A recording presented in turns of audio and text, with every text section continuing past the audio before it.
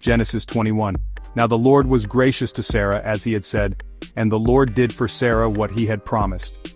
Sarah became pregnant and bore a son to Abraham in his old age, at the very time God had promised him. Abraham gave the name Isaac to the son Sarah bore him. When his son Isaac was 8 days old, Abraham circumcised him as God commanded him. Abraham was 100 years old when his son Isaac was born to him.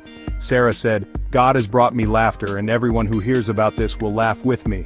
And she added, "Who would have said to Abraham that Sarah would nurse children? Yet I have borne him a son in his old age." The child grew and was weaned, and on the day Isaac was weaned, Abraham held a great feast.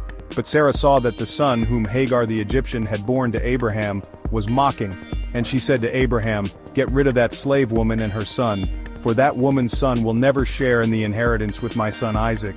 The matter distressed Abraham greatly because it concerned his son.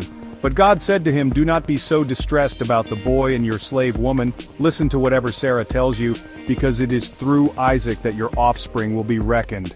I will make the son of the slave into a nation also, because he is your offspring." Early the next morning Abraham took some food and a skin of water and gave them to Hagar. He set them on her shoulders and then sent her off with the boy. She went on her way and wandered in the desert of Beersheba. When the water in the skin was gone, she put the boy under one of the bushes. Then she went off and sat down about a bow shot away, for she thought, "I cannot watch the boy die." And as she sat there she began to sob. God heard the boy crying, and the angel of God called to Hagar from heaven and said to her, "What is the matter, Hagar? Do not be afraid, God has heard the boy crying as he lies there. Lift the boy up and take him by the hand, for I will make him into a great nation." Then God opened her eyes and she saw a well of water. So she went and filled the skin with water and gave the boy a drink. God was with the boy as he grew up. He lived in the desert and became an archer. While he was living in the desert of Paran, his mother got a wife for him from Egypt. At that time Abimelech and Phicol, the commander of his forces, said to Abraham, "God is with you in everything you do. Now swear to me here before God that you will not deal falsely with me or my children or my descendants. Show to me and the country where you now reside as a foreigner the same kindness I have shown to you." Abraham said, "I swear it." Then Abraham complained to Abimelech about a well of water that Abimelech's servants had seized. But Abimelech said, "I don't know who has done this. You did not tell me, and I heard about it only today." So Abraham brought sheep and cattle and gave them to Abimelech, and the two men made a treaty. Abraham set apart 7 ewe lambs from the flock, and Abimelech asked Abraham, "What is the meaning of these 7 ewe lambs you have set apart by themselves?" He replied, "Accept these 7 lambs from my hand as a witness that I dug this well." So that place was called Beersheba, because the two men swore an oath there.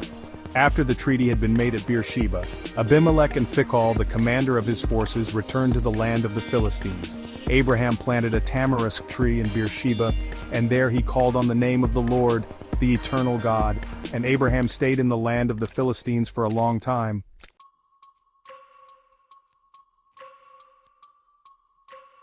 Genesis 22. Sometime later God tested Abraham. He said to him, "Abraham, here I am," he replied. Then God said, "Take your son, your only son, whom you love, Isaac, and go to the region of Moriah. Sacrifice him there as a burnt offering on a mountain I will show you." Early the next morning, Abraham got up and loaded his donkey. He took with him 2 of his servants and his son Isaac. When he had cut enough wood for the burnt offering, he set out for the place God had told him about. On the 3rd day, Abraham looked up and saw the place in the distance. He said to his servants, "Stay here with the donkey while I and the boy go over there. We will worship and then we will come back to you." Abraham took the wood for the burnt offering and placed it on his son Isaac, and he himself carried the fire and the knife. As the 2 of them went on together, Isaac spoke up and said to his father Abraham, "Father?" "Yes, my son?" Abraham replied. "The fire and wood are here," Isaac said, "but where is the lamb for the burnt offering?" Abraham answered, "God himself will provide the lamb for the burnt offering, my son." And the 2 of them went on together. When they reached the place God had told him about, Abraham built an altar there and arranged the wood on it. He bound his son Isaac and laid him on the altar on top of the wood. Then he reached out his hand and took the knife to slay his son. But the angel of the Lord called out to him from heaven, "Abraham, Abraham." "Here I am," he replied. "Do not lay a hand on the boy," he said. "Do not do anything to him. Now I know that you fear God, because you have not withheld from me your son, your only son." Abraham looked up, and there in a thicket, he saw a ram caught by its horns. He went over and took the ram and sacrificed it as a burnt offering instead of his son. So Abraham called that place, "The Lord will provide." And to this day it is said, "On the mountain of the Lord it will be provided."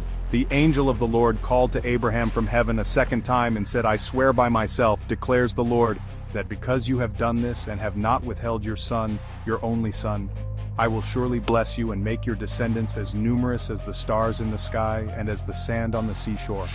Your descendants will take possession of the cities of their enemies, and through your offspring all nations on earth will be blessed, because you have obeyed me."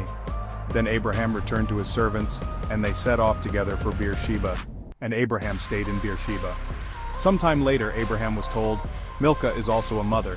She has borne sons to your brother Nahor, Uz the firstborn, Buz his brother, Kemuel, the father of Aram, Kesed, Hazo, Pildash, Jidlaph, and Bethuel."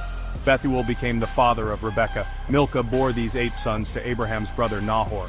His concubine, whose name was Reumah, also had sons, Tebah, Gahem, Tahash, and Maacah.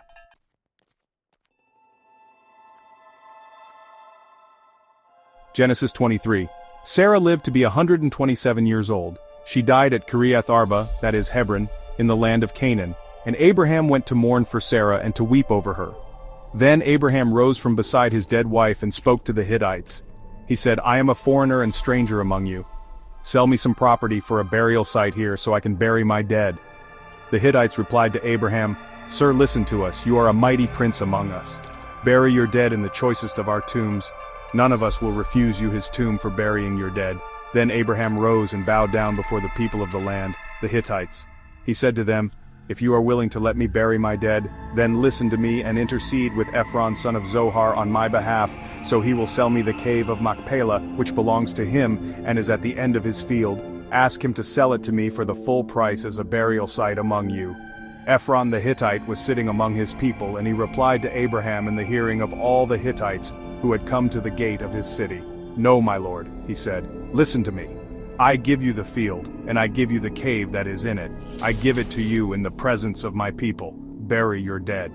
Again Abraham bowed down before the people of the land, and he said to Ephron in their hearing, "Listen to me, if you will. I will pay the price of the field. Accept it from me so I can bury my dead there." Ephron answered, "Abraham, listen to me, my lord. The land is worth 400 shekels of silver, but what is that between you and me? Bury your dead." Abraham agreed to Ephron's terms and weighed out for him the price he had named in the hearing of the Hittites, 400 shekels of silver, according to the weight current among the merchants.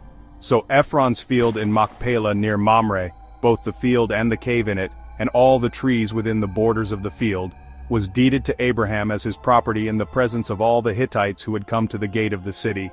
Afterward, Abraham buried his wife Sarah in the cave in the field of Machpelah near Mamre, which is at Hebron, in the land of Canaan. So the field and the cave in it were deeded to Abraham by the Hittites as a burial site.